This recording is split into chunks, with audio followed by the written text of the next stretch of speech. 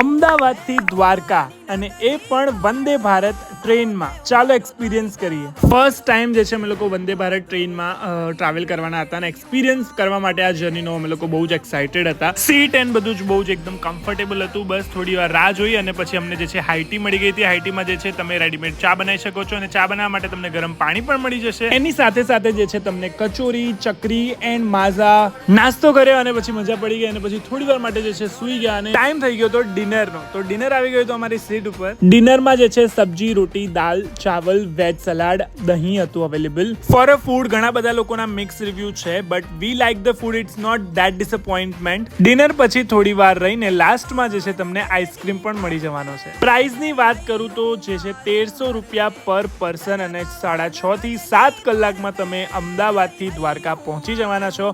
Full video મારા YouTube channel પર available છે, તો જોવાનું ભૂલતા નહીં. ફોલો કરી દેજો આવી નવી